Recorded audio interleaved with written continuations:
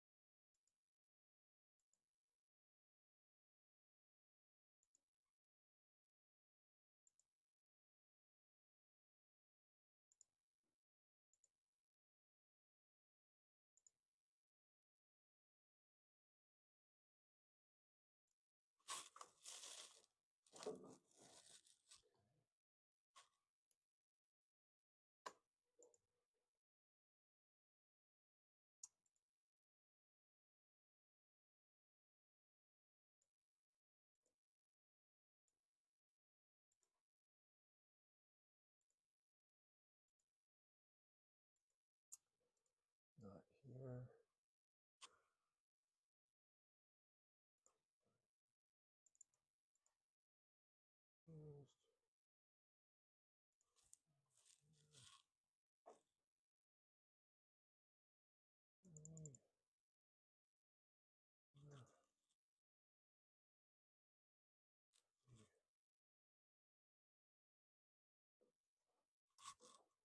Welcome.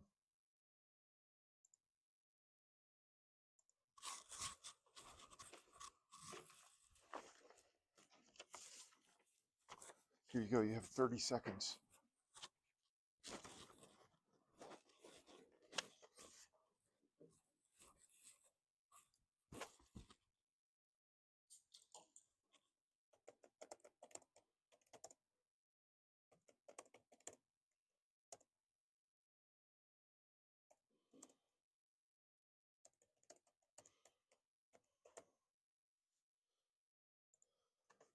Okay. All right, I think I did it. I got the I got our, what's it called, attendance done. And I'm ready to give everyone hundreds once we finish this. Let me just get this set up. Then we'll go over the quiz here. Where's this quiz 30? I have a quiz 30. I do. Excellent. All right, so I'll deal with that in a minute. First off, let's go ahead and see how we did. Is the correlation significant? So that's the first thing you're going to have to figure out, and it's based on the correlation. If you remember, the correlation coefficient is its own test statistic, and so we want to know, is that significant or not? We're going to have to look down here at this table. There was a similar table on your homework, I believe. The homework's gotten a little bit weird in terms of the timing. I realized the stuff on Friday is stuff that we did last week. So the stuff that we're going over today is going to be on Monday is when that stuff is due. So we're off by a day or something. I don't know. It'll be fine. But anyway, we're looking down here. We need to know degrees of freedom. Notice that it says there n equals, or n minus 2. So how many things do we have? 1, 2, 3, 4, 5, 6, 7, 8. I've got 8 eruptions of this particular geyser. Is that what it is? Yeah. And so 8 minus 2 is 6. So there's the critical value. So it turns out that this is bigger than the critical value. The answer is yes, because that's bigger there. Good enough. Okay, predicted time. So if all you did was you plugged this into the regression line, then you're doing great. We'll talk about what's going to happen on number 2 in just a minute, but let's go ahead and plug this in. So negative 4.7393 plus 0.283 times 315. And then we'll see what we get. We got 84.4. So that should be your prediction. So you're using this, there it is. You're using that to make your prediction. So far so good. That should be pretty straightforward. So on the actual, you'll see on the practice final, you'll see that I have some correlations that you decide which ones are significant or not. So we'll get to that Friday, Monday, whatever. And also using your regression equation to make predictions. Pretty straightforward. Okay, let's take a look at this. Is your length of your thumb, does it correlate to your ACT math score? You know, maybe a longer thumb gives you more better math score. Let's find out. Correlation coefficient, after gathering some data, is 0.18. How many do we have here? 1, 2, 3, 4, 5, 8.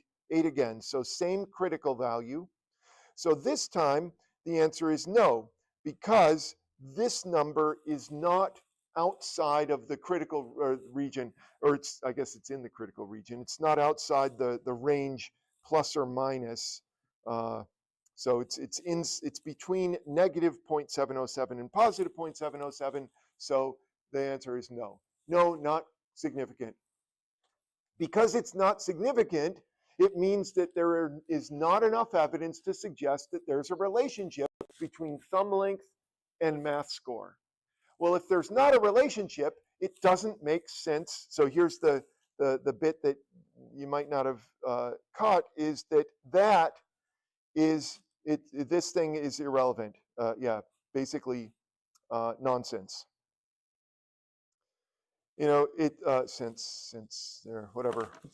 So this is sort of like saying, well, there looks like there's a relationship, like that video I showed you from Instagram, that there looks like there's a relationship between, what was it, ice cream sales and shark attacks.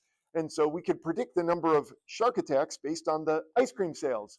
Yeah, maybe, but it doesn't make sense. It's kind of nonsense to think that way. So here, this is saying there is not a relationship, and so we shouldn't be using the regression equation. The regression equation is nonsense. And so how are we going to predict the ACT score? Well, the thumb length is irrelevant. And so the best we can do is just do the average of those. So you could average those together. Let me do that really quick. Let's see, 23, give me a sec here. It would be the same as you would if you didn't have any information about thumb length. If you didn't have any information about thumb length, you would be like, well, if I need to predict the next kid's ACT math score that I see, I guess I could just average these people together and say, okay, we'll just suggest that it's the average. I got 21.75. So, and that's just the average. So I could just make this X bar. So anyway, on the actual final, I believe I don't have anything that's quite like this one, but it's kind of an interesting thing to know what to do if you don't have a correlation. If you don't have a correlation, then you don't use the regression equation. So anyway, let's move on. Today we're going to be moving on to our final. This is the final hypothesis test. Isn't that exciting? So the analysis of variance, ANOVA. So this is why we call it ANOVA. It's this sort of weird acronym, analysis. Take the first 2 letters apparently of variance, ANOVA. So what are we doing? Analyzing some variances. Well, I need to tell a story before we get to this, and that has to do with this. Is seating choice related to grade? Back when I was a new professor here, this is a fall of 1997.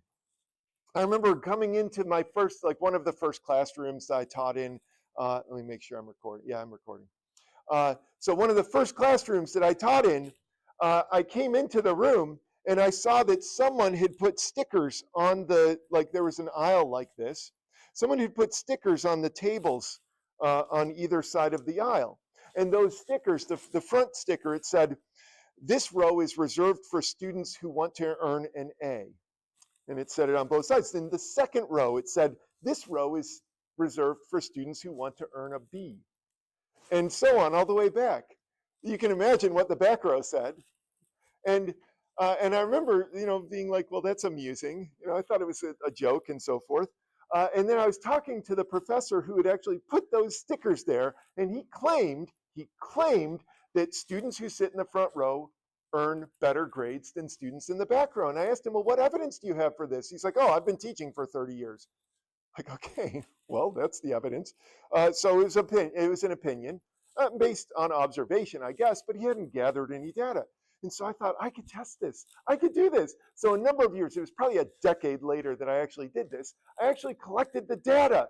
I was in a large room, and I had a large class. Here's my actual class. So I let the students sit where they wanted. And so you have row 1, and then this is the final grade, and I rounded, but this is the final grade rounded to the nearest integer of each of the students. So in row 1, the front row, here are the grades. Here's the second row grades, third row, fourth row, fifth row. So you remember the way that this particular professor had put those stickers on the tables. It said this row is reserved for students who want to get an A. Well, clearly that isn't quite the case, but there might still be a relationship. So is there a relationship between the row that you sit in, and you've chosen your rows to some extent, maybe your friend chose it for you. Is there a relationship between where you sit and your grade? So anyway, the way that we're going to be able to analyze this is we're going to need to do a bunch of relationships. There's a bunch of relationships here. So if you imagine, what are the relationships? We want to know, is there a difference between row 1 and row 2? So we could do this, row 1 versus row 2.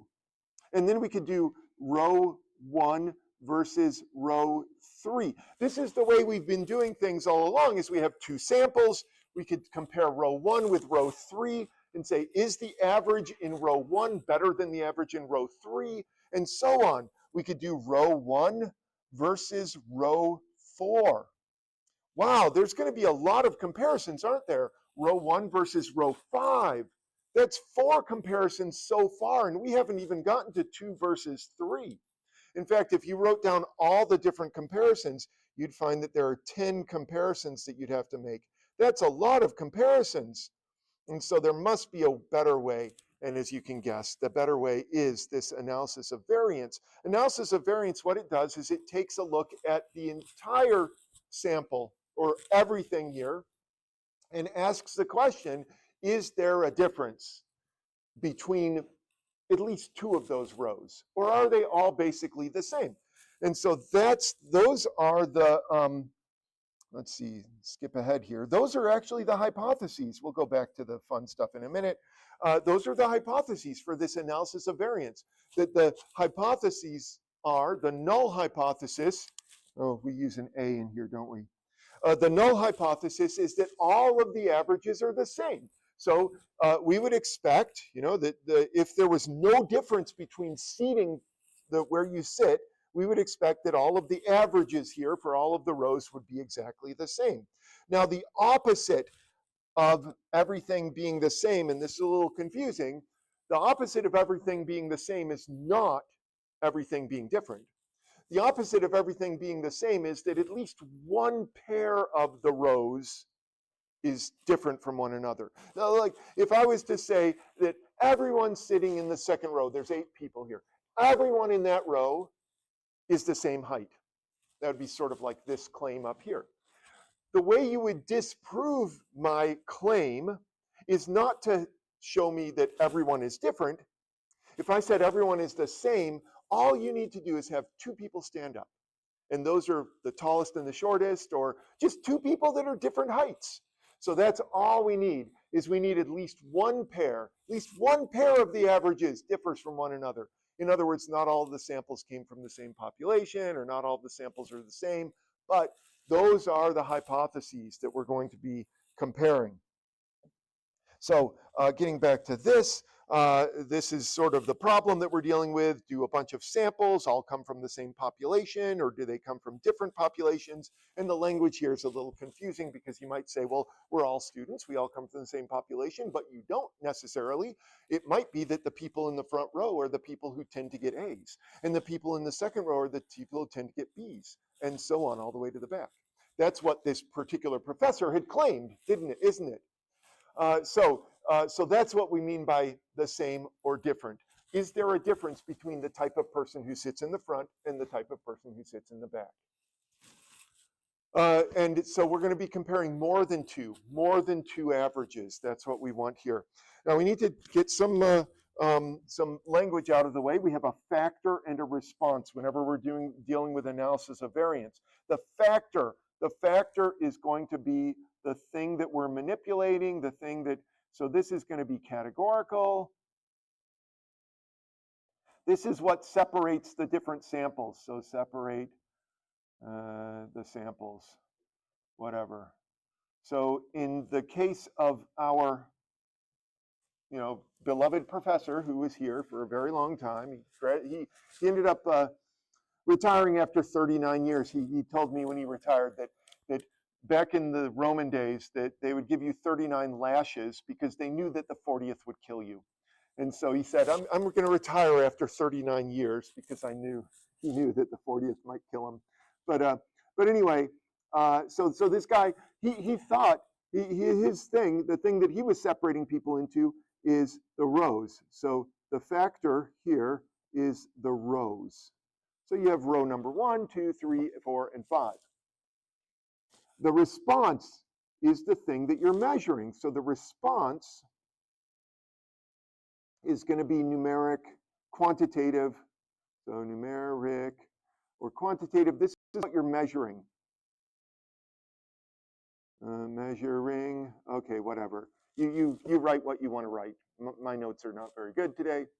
But in our case, what are we measuring?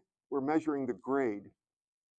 Response, good enough, is your grade at the end. So, you can think of this as the factor. This is what you're trying to figure out, is there a relationship between where you sit and your grade? So everyone comes in, they file in, you know how it is, day one, and you haven't moved, or maybe a couple of you have moved because some of you have been bumped from your original seat, but you come in, you sit down first day, and then at the end of the class, we measure your grade, your final grade. So anyway, you might ask the question, why not? Since we're just comparing rows, we could do 10 comparisons, 10, comparing two means. Go back to our hypothesis test gold and grab the two mean hypothesis test and do 10 comparisons. Why not do that? Well, one reason why we don't do that is because it's lots of work. So this t-test is just the comparing two means. So you're pairing them up. So it's a lot of work. You're doing 2 or 10 hypothesis tests. Lots of work. There's also something called alpha inflation. What in the world is alpha inflation? Well, think about it. If we set alpha equal to 5%, what that means is that 5% of our hypothesis tests will give us the wrong answer, approximately. So 5% of the time, just by random chance, you're going to get a result that you think is significant, but it is not significant. There's a great XKCD comic that actually illustrates this. It's a little bit lengthy, but bear with me. So you have these two people, and this girl says, jelly beans cause acne. Scientists investigate. And then, so the scientists go and investigate, and they say, we found no link between jelly beans and acne. And their p-value is bigger than 5%. So 1 in 20 chance of getting this wrong. Well, that settles that, but she says, I hear it's only a certain color that causes the acne. So the scientists come and they say, let's see, can I go ahead? Yes, I can. And they say, we found no link between purple jelly beans and acne. We found no link between brown. So they test each color individually. And you can see there's 10 there. Wait, 1, 2, 3, yeah, 10. Now we're up to 15 tests. Oh, wait, yeah, right there. We found a link between green jelly beans and acne. Okay, and then the other colors. So all the colors but one. But here's the fallacy, is the p-value they're comparing with 5%. 5% is 1 in 20. And if you count, there are 20 frames here that, and so yeah, here's, then of course the news is that green jelly beans linked to acne because, you ignore all the other tests that they do. Anyway, just as an illustration of this alpha inflation that reasonably you would expect that out of, if it's a 5% chance alpha level, you would expect 5% of your tests to, let's see, go back, yeah. So if you have 20 different colors you're testing, one of them is going to give you the wrong answer. And so that's the problem with doing lots and lots of hypothesis tests on the same thing. Yeah. Okay, you really want, I can send you a link. Actually, all you got to do is, I should have the link here. I believe the XKCD has, it's common, I forget what their license is, but they're like, you got to have a link. I didn't put the link, but yeah, it's all, there it is. I'll send you a link if you really want it. So there you go. Okay. Okay, we've dealt with that. Here's this. Okay, so let's do this. So conditions, first of all, conditions. We have some conditions that have to be met. So the conditions to use analysis of variance, we assume that the populations are normal, close enough. So I'll just put this close. As with everything in statistics, you know the drill is there's random variation, and we're going to be like, okay, it's close enough to normal. We want it to be reasonably close to normal. So if you have something that's skewed, you can't use analysis of variance. We assume that the samples are random and independent. And so going back here, what does that mean? Well, back here, this is not really random because these students chose their own seats. All right, so technically, this is not random. What I should have done, and actually I did do with another class, is randomly assign people seats. That did not make people happy, just want to tell you. I learned my lesson. But anyway, you randomize, but even then, even if I randomize, these are not independent, and the reason why they're not independent is because if Frank gets assigned to the front row, he cannot be in the second row, and so on. So there is a relationship, in a sense, between these rows. They are not independent of one another. So right off the bat, really I can't use analysis of variance, but I'm going to anyway. But samples are random and independent is the second condition. You should have equal or approximately equal. So when it says equal, it means, once again, close, statistically close, equal standard deviations or variances. And then these two we've already gone over. The factor has to be a categorical variable. You have to be able to sort people into this, this, this, and this. So, I don't know if it's the sorting hat in Hogwarts or whatever, but you have different categories that you're going to be sorting, and then the response is something numeric that you can measure with a quantity, a number. So those are the 5 conditions. I just wanted to make a big deal out of that because you have 2 homework assignments for Monday. One of them is this one, and so this one asks you to evaluate whether or not those conditions have been met. So let's just take a peek, take a break here. Oh, we're going to use Excel, and this may be well, let's do this first because this is easy. When we get to Excel, things are going to come grinding to a halt, I guarantee it. But anyway, getting back to this, what is this? Okay, I already clicked through the first thing. Great work. Okay, let's just explain though. We have a statistician who wants to set up a hypothesis test to determine if the mean yearly tuition for colleges and universities is different in Massachusetts versus California versus New York. So you have Massachusetts, California, New York, and we want to know if the average tuition is different or not. So the first thing they're going to want you to do is to set up the hypothesis test with the actual hypotheses. And so essentially you're just going to pick the one that has the right averages. Like basically the null hypothesis is that all the averages are the same, and the alternative is at least one. Okay, they say at least one of them. Technically, 2 of them are different from one another, but we'll let this slide because it's hard to think about those things. So at least one of them is different. I don't like that language, but I'll stick with it. Yeah, notice that this one you might be tempted to pick, but we don't care about Texas apparently in this particular hypothesis test. We just care about those three. So just pick the right one. That one's going to be easy. The harder part is this, and it has to do with these conditions. Wait, where is it? Question, there it is. Okay, the harder part is this, and it's a lot of reading. What you're going to be doing is you're going to go through and check off these 5 things. So let's go from the bottom to the top. We're dealing with tuition at various universities. Tuition is numeric. The response variable is numeric. We're good. The factor is the states. So we're good with that because that's categorical. So we're going to, those are easy. So let's deal with these other 3. So the other 3 are, we want to make sure that the populations are reasonably close to normal. So let's see, does it say that? Oh, look, wait, assume that the populations are normally distributed. That's a check mark for that top one. Next, samples are random and independent. Oh, well, okay, before we get to the random and independent, oh, here.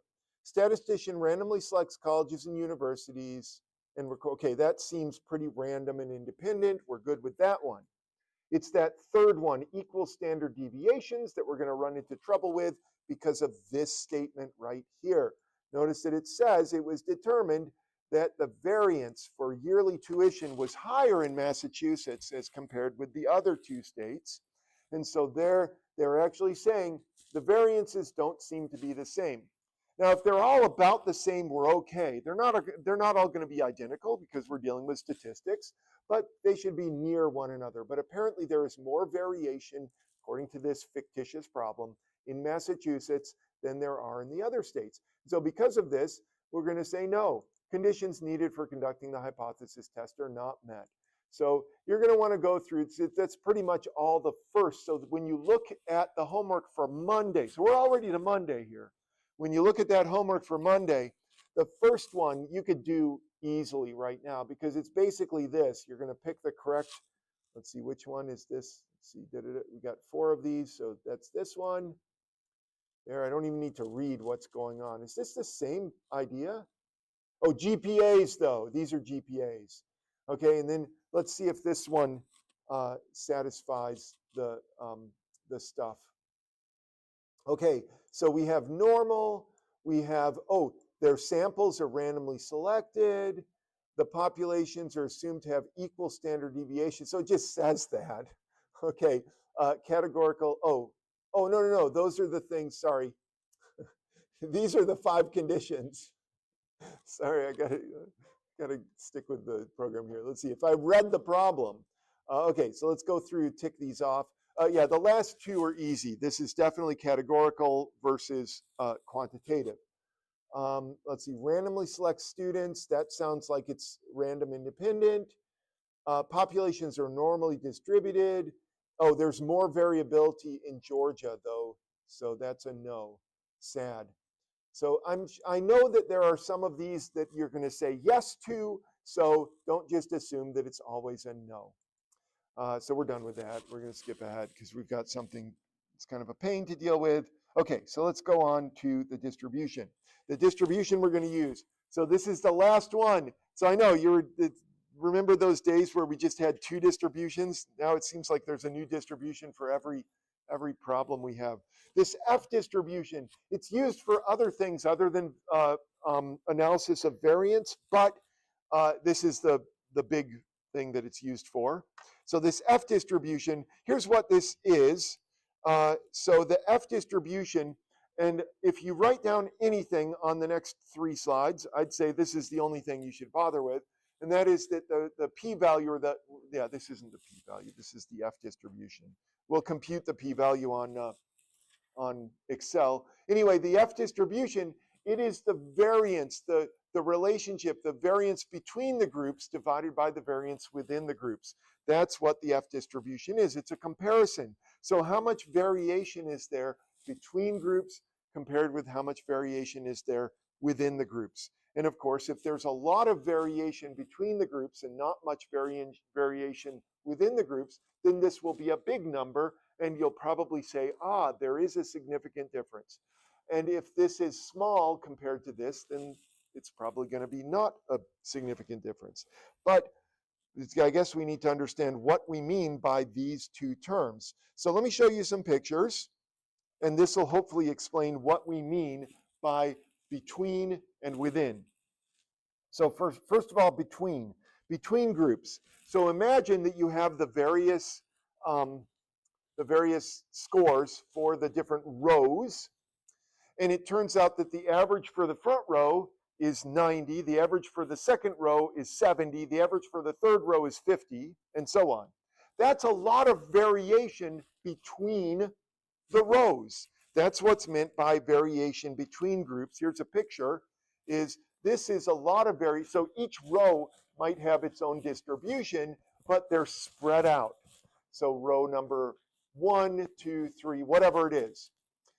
And this is less variation. So if you have a lot of overlap between your normal curves, then this would be a lot of between group variance. This is not much between group variance. So that's what's meant by between group variance.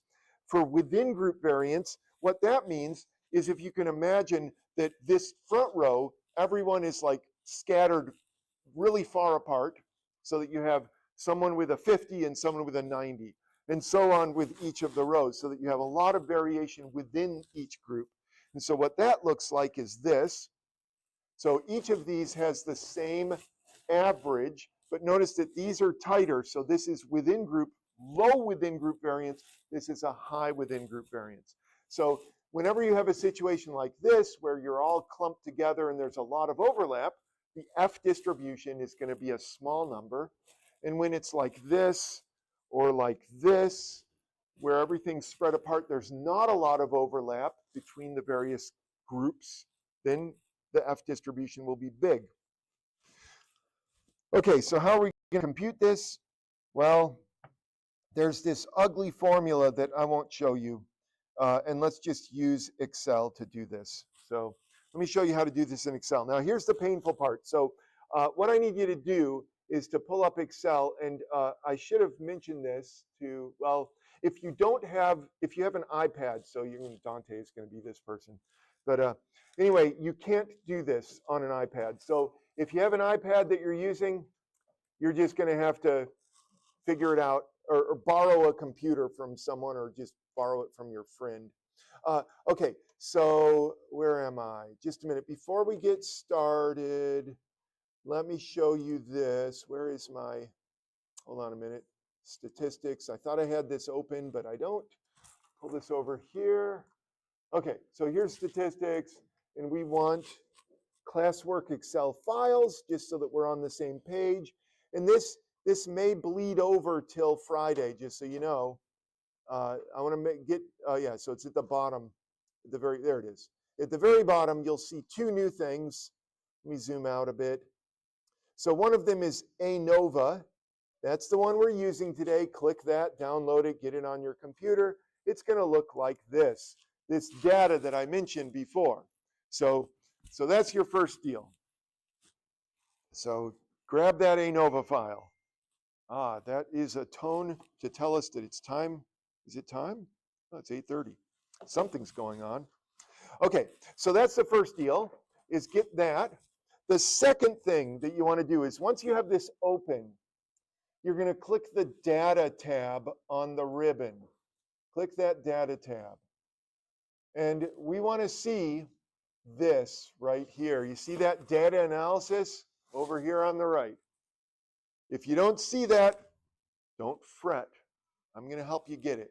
But that's what you want to look for. So take a minute, download the Excel file, and then click Data, and then look over here, and you should see Data Analysis Tools. If you don't, I mean, it might be further over, I don't know. But if it's not there, I'll show you how to get it. So just give me a sec. I'm going to get rid of mine so that we can all be in the same position here. Is this where it is? Hold on a sec. Oh, come on. I don't want that. Just a sec.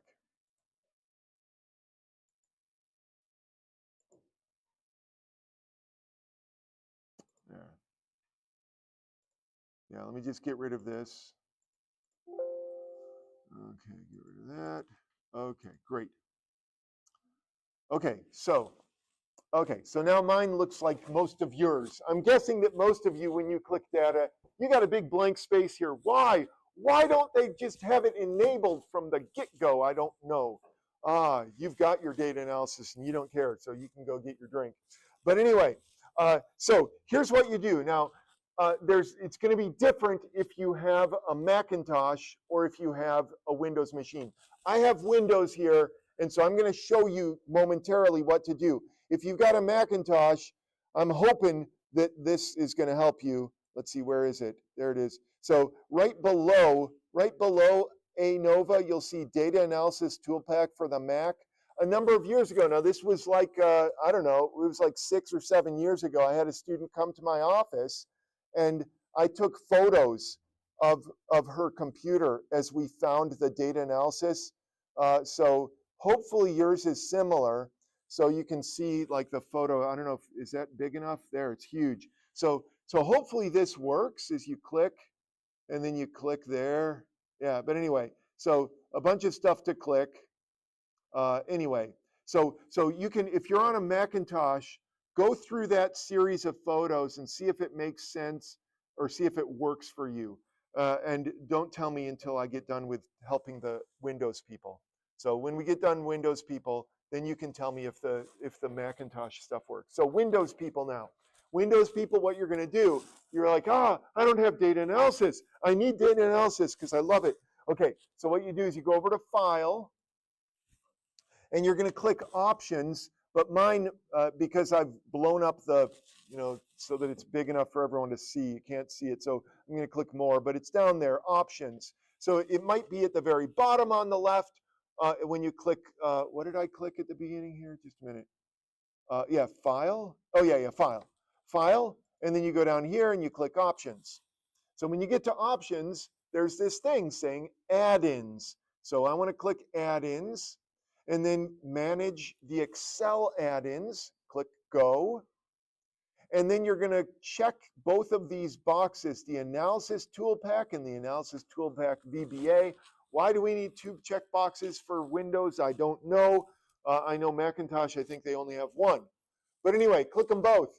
If they're already clicked, then uncheck them and then go back, click OK, and then check them. Because sometimes, for some reason, it doesn't show even though you've got them checked.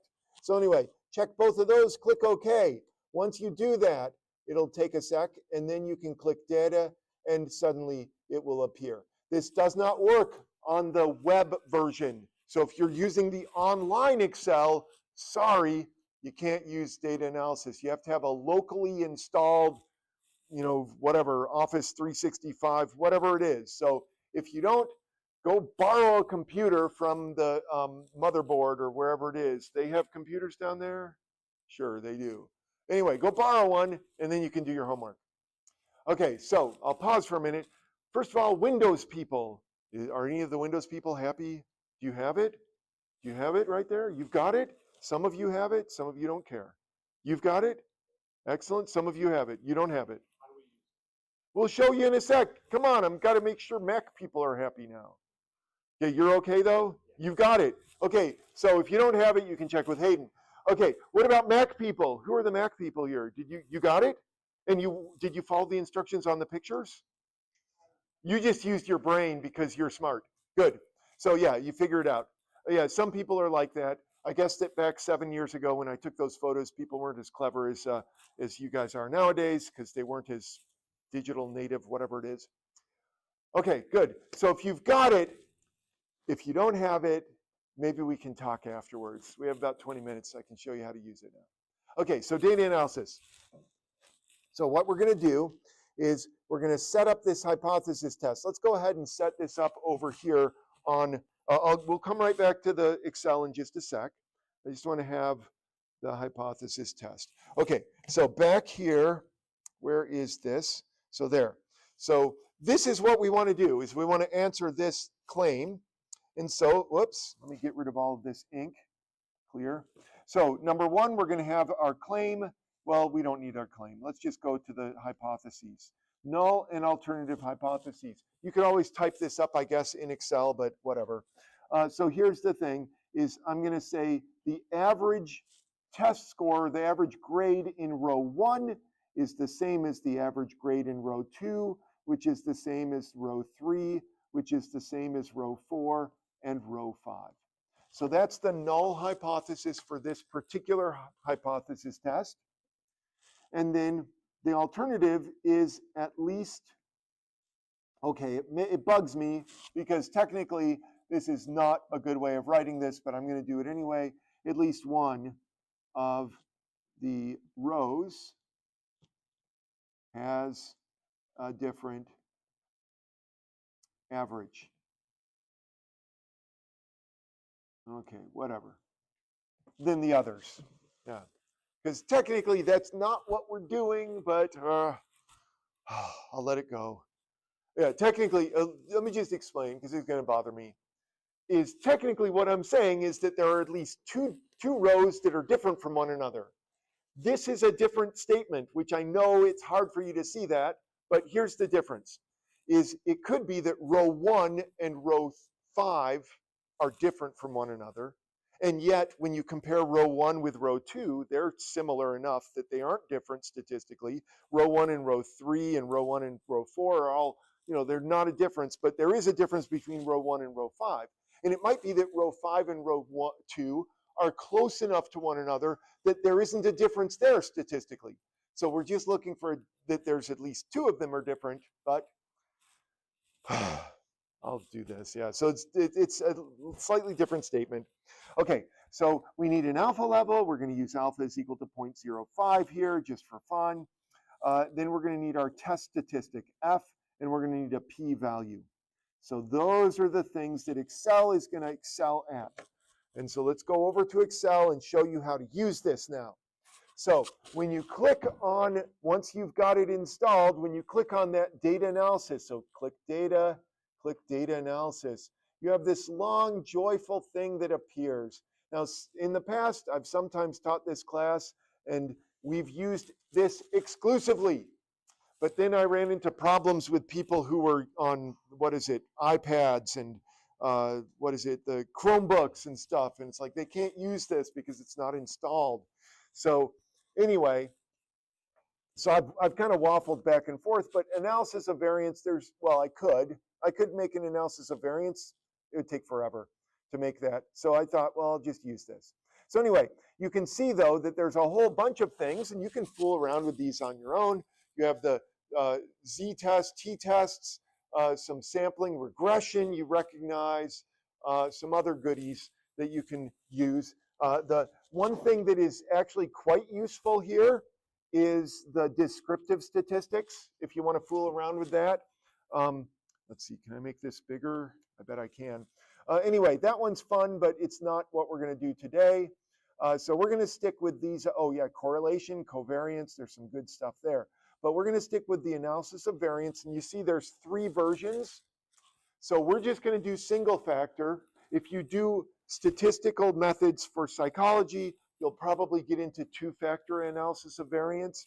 It's just slightly more complicated ANOVA. It's not terribly bad. But anyway, we're going to use the single factor ANOVA. Anyway, click OK for single factor, and this thing comes up. Here, just a minute. Let me zoom out. Here, I'll just move this. There. So this window comes up, and you're supposed to input a bunch of stuff. And so the first thing you're going to do is you're going to input the range. Now this is kind of here. Let me get rid of my zoom.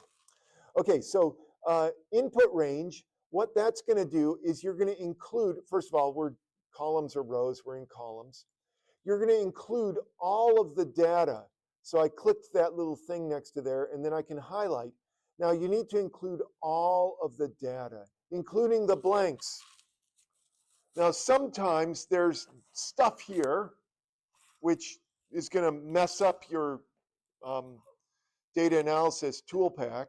And so these need to be truly blank. The ones that don't have numbers, not a space, nothing, completely blank. And it's hard to tell if there's a space, but if it comes back with an error, you'll know, well, we need to go and actually delete anything in those cells that are supposed to be blank. So notice I've highlighted the entire section of data, including the blanks.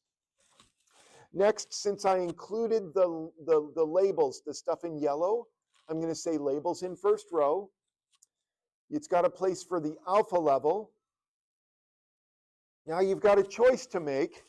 Do you want your output to be on the same sheet, on a new sheet, or in a new workbook altogether?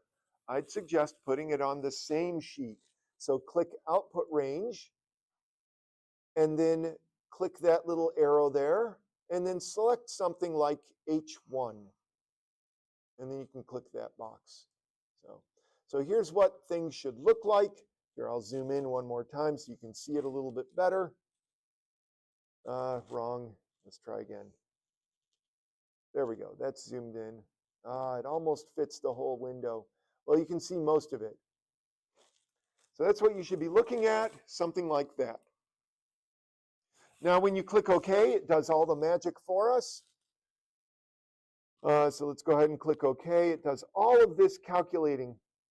And you'll see, wow, so much. So this is what I would have to have my hypothesis test gold ANOVA sheet do, is I would have to have it compute all of this, and not only that, but all of this down here.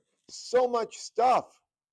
Yeah, well, I've done it in the past. I've actually had students do this on hand calculators, but that's back in the ancient times, right?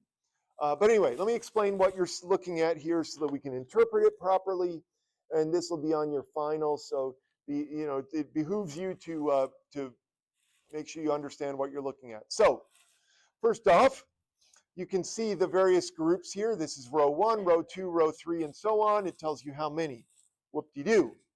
Here's probably the thing that you're most interested in from this top table is the average. So notice row 1 had an average score of 84. Row 2, they're lagging with a 77, then 84.45, 85, and then 75. So you have those are your averages for the different rows. These are variances, yeah, whatever. But I guess you might notice that this is suspicious that these two variances are definitely not the same. You know, if all the variances were in the 50s and 60s, that's one thing, but these two, that's a really big variance. What is that, row 5? Yeah, look at this. You got someone with a 46, someone with a 95. So you got a huge range there. So probably that would disqualify us from using analysis of variance if I hadn't disqualified us from using it earlier, which I would because these aren't random independent samples. But anyway, let's pretend that we can use analysis of variance. Keep going down here, and you'll find the two things that you're going to care about the most, and that's these two. I'm going to highlight them. You don't have to. So let's see. These are going to be highlighted. Beautiful. So the first one is the F statistic. The reason why that we care about that is because Newton cares about it. So when you do the problems for Monday that involve this is the second of the two homeworks that's due Monday.